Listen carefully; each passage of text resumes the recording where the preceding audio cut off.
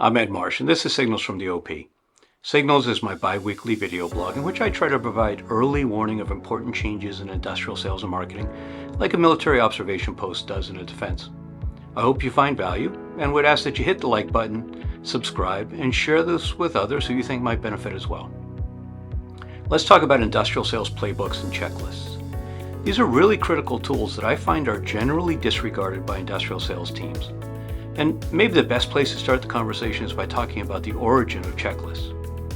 We all know that pilots have long followed checklists. They follow them for all stages of flight and countless unlikely but possible eventualities.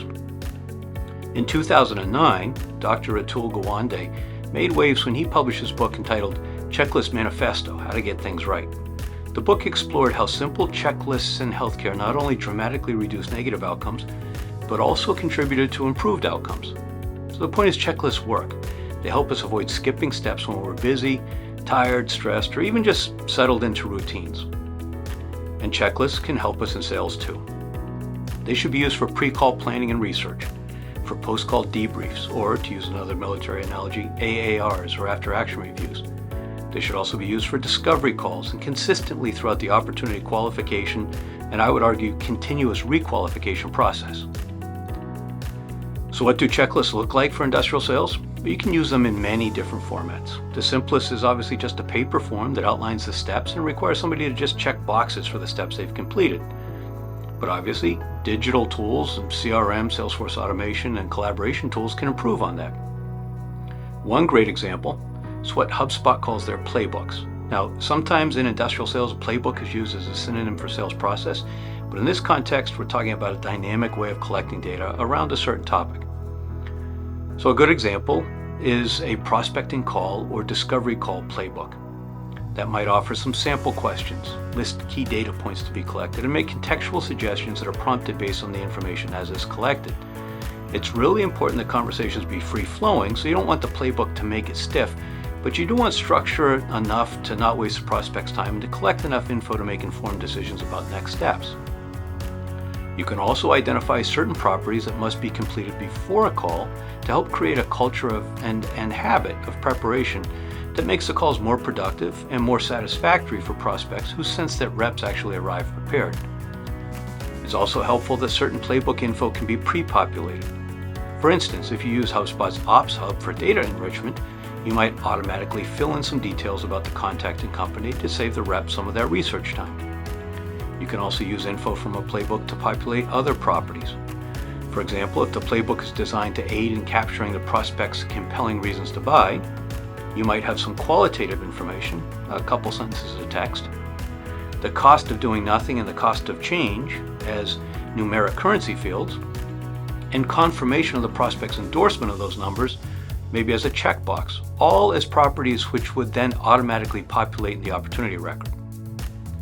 We can also use checklists and properties in the sales pipeline in a couple different ways. In one case, we can use the questions as a great roadmap for role-playing and pre-call planning. In other words, not just as a guide to be followed while on the call, but a guide for preparing. And after a meeting, when fields are empty or inadequately completed, they're great opportunities for post-call debriefs in conjunction with coaching, a review of call recordings, and then role-playing to lock in technique to be tried on the next call. Another way to use the fields in deal qualification is as gates on advancing or forecasting a deal. If we look at the earlier example in which we're quantifying the opportunity cost of doing nothing compared to the cost of your solution combined with other costs of change, you might look for certain automatically calculated ratios which would be used to determine a deal's quality. It's also possible to use checklists and playbooks in the other way, in the negative. Certain fields and data are required for qualification, but the absence of certain data or the length of time since it was last updated can be used as a trigger to reduce the likelihood. Gawande's research found that many physicians resented checklists. They thought that somehow the checklist meant that their professional expertise was problematic, and they refused to use them. Of course, that was exactly the problem. Under stress and when things become routine, oversights are common. So using sales checklists and playbooks like this can be annoying for reps who are accustomed to playing it fast and loose. You know, the same reps who tell you every month that the deal is absolutely still alive and still viable and going to close in weeks, and it never does. So there's certainly some change management involved, but generally, Really busy, effective, and motivated reps will value the processes that help them to improve their efficiency and forecast accuracy so they can optimize their technique and focus on the deals that will actually close.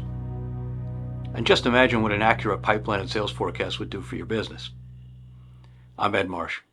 If you found value in this episode of Signals from the OP, check out the full playlist and maybe even like it, share it, and subscribe either to my YouTube channel, edmarshspeaks.tv, or at the related blog, signalsfromtheop.com.